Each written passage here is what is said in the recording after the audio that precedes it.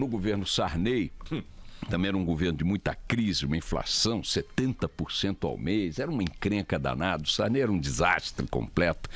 E aí eu me lembro que numa das viagens do Sarney, quando o Sarney deixou o Brasil para fazer alguma agenda dele, não sei se foi o Ulisses ou algum político, disse assim, a crise viajou. Ele estava fazendo uma brincadeira e cunhou essa frase que teve muita repercussão à época, porque no entendimento dele e de muita gente, o Sarney era um elemento combustível da crise que o Brasil vivia. Não era o único, mas era talvez o mais emblemático. E falou, a crise viajou. Então, estou vendo aqui, Boechat, em duas fontes que quem falou foi o senador Fernando Henrique durante a Constituinte. Pronto, então a Constituinte, o Fernando Henrique, seja lá de quem for, a frase era muito boa. E ontem plagiei essa frase quando o Orengo falou que o Supremo entrou em recesso. Eu disse, bom, a crise sossegou.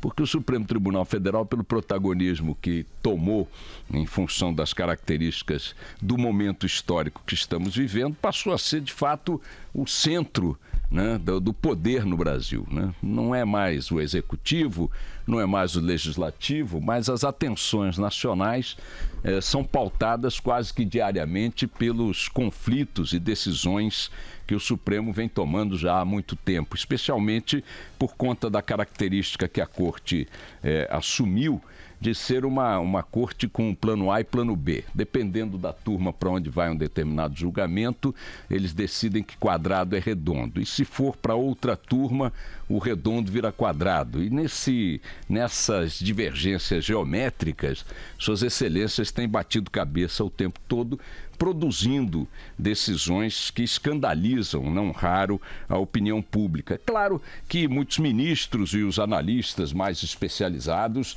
esculhambam a opinião pública, porque, afinal de contas, que direito tem a opinião pública de achar alguma coisa? Opinião pública me lembra um pouco a definição que eu ouvi aqui de brincadeira quando cheguei aqui na Band News FM e comecei a falar, o ouvinte está reclamando. E um chefe meu aqui na época disse assim, ouvinte é feito para ouvir. A opinião pública é feita para ficar quieta, para opinar, mas não encher o saco. Então, pagar imposto, pegar ônibus lotado, trem lotado, não ter hospital, não ter educação para os filhos, não ter segurança, mas não vem se meter nas coisas que nós estamos fazendo aqui no poder, não, porque fica quieta aí no seu canto a opinião pública. Então, a opinião pública fica escandalizada, mas isso pouco interfere nos humores das figuras que comandam a República Brasileira, e quem está comandando a República Brasileira de algum bom tempo para cá é o Supremo Tribunal Federal.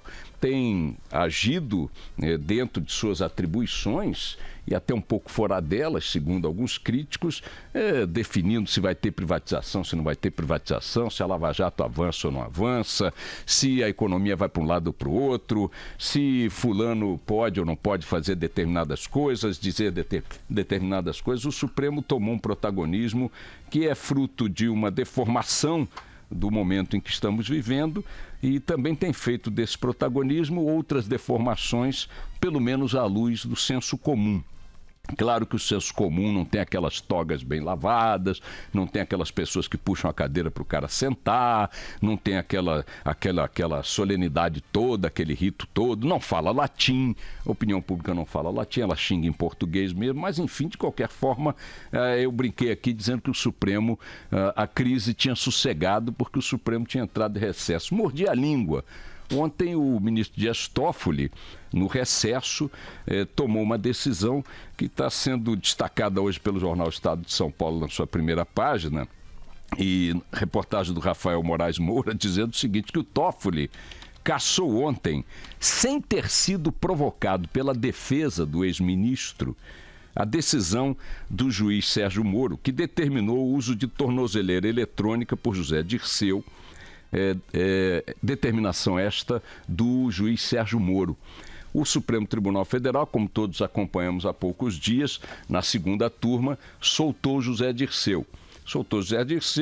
E o juiz Moro, como em muitas outras situações, que é o juiz de origem do caso, disse, olha, então tá solto, mas vai usar tornozeleira, não pode se encontrar com outras pessoas envolvidas na mesma investigação, etc.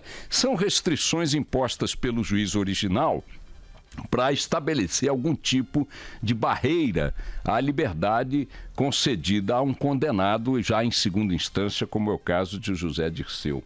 Ainda assim, o Toffoli ontem, e é importante sempre chamar atenção para esse aspecto, porque num certo entendimento da tal opinião pública que não serve para nada, só para pagar imposto, num certo entendimento dessa opinião pública, o Toffoli tem um histórico de ter atuado como advogado do PT, figura que atuou sob a influência direta de José Dirceu. Era uma figura que era, digamos, da cota de poder de José Dirceu no PT. Não tem nenhum constrangimento, não em participar das votações que digam respeito a José Dirceu. Vamos considerar que, uma vez ministro do Supremo, o seu passado se anula, ele toma uma outra dimensão, mas até nos detalhes que poderiam suscitar junto a essa tal opinião pública inútil e irrelevante, né, a reação de dizer, mas vem cá, precisa ir tão longe na forma de explicitar esse vínculo de origem?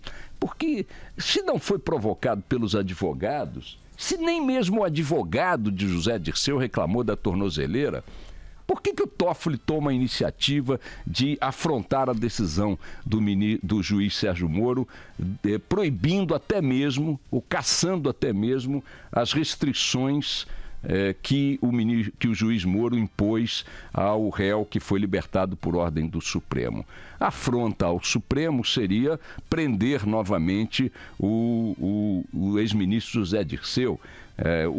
O ministro Toffoli diz que ele cassou ontem essa determinação do Moro do José Dirceu usar tornozeleira, porque, segundo ele, ao impor o uso de tornozeleira a Dirceu, o juiz Sérgio Moro agiu em claro descumprimento da decisão da segunda turma que libertou o ex-ministro. Agora, o que chama a atenção nisso, repito, não é nem a decisão de Toffoli, que permite à opinião pública dizer, pô, Toffoli, você é um amigo fiel mesmo. Não é nem isso, é o detalhe do ministro não ter sido provocado sequer pela defesa de José Dirceu.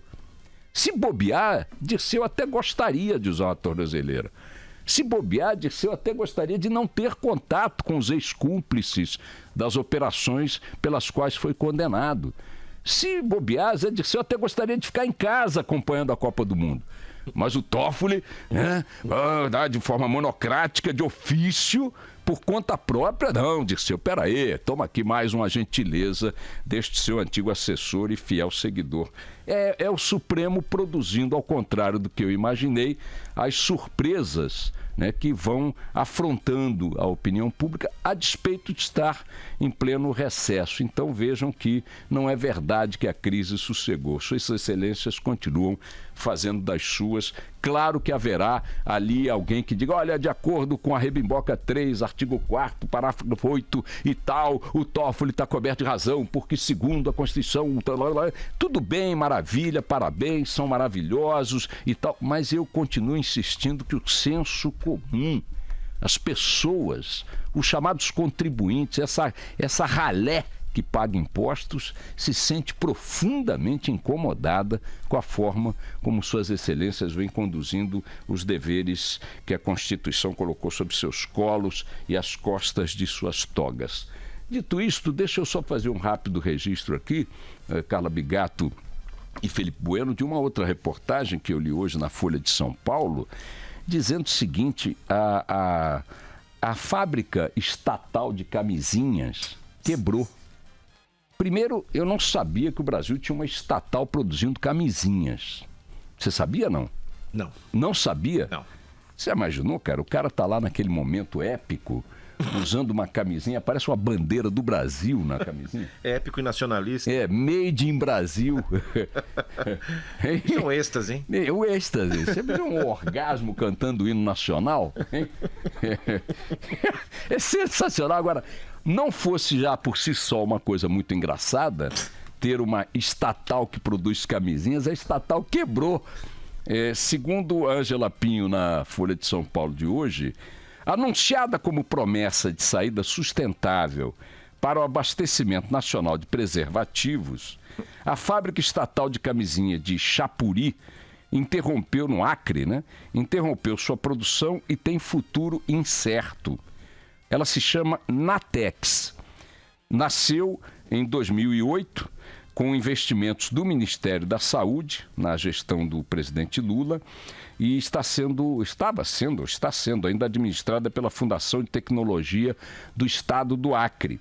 O Ministério da Saúde tinha ficado responsável por comprar 100% da produção Brasil das camisinhas estatais. Mas com a crise, não sei o que e tal, a grana foi escasseando. O governo do Acre começou a suprir essa demanda, comprando ali próprio, botando algum dinheiro, mas a crise também atingiu, claro, o governo do Acre e o Ministério da Saúde, que se comprometeu a comprar toda a produção com capacidade anual de 100 milhões de preservativos, que é quase um quarto do que se usa anualmente no Brasil, reduziu essa compra para 40 milhões, foi caindo, e agora está argumentando que o preço da camisinha estatal está alto demais em relação ao mercado. A situação da fábrica é de insuficiência, o valor pago pelo governo federal por camisinha é de 14 centavos, mas o custo para a produção é maior. Então, eu quero anunciar que nós não temos apenas uma crise na energia, nós não temos a crise apenas na maior estatal brasileira, Petrobras, por causa das oscilações do petróleo, das consequências da Lava Jato, nós não temos apenas uma crise na infraestrutura, com o agronegócio sem saber onde produz, como escoa as maiores safras nacionais, nós não temos apenas uma crise na segurança pública, com homicídios de mais de 70 mil homicídios por ano, não, nós temos agora uma crise na produção estatal de camisinhas, mostrando, minha gente, por mais meritórias que fossem as ideias que levaram a este projeto, e parece que são, porque era uma produção autossustentável, que dava emprego à produção local de látex, etc. e tal, mas na mão do Estado nem camisinha dá certo. Nem camisinha dá certo. Resultado, todos os trabalhadores estão de aviso prévio. A crise na cidade onde a fábrica está instalada é enorme, porque uma indústria desse porte dá emprego até agora para praticamente toda a população ativa da região. E nós temos aí mais um belo projeto nas mãos do Estado que vira pó. Vira pó não, né? Vira porra.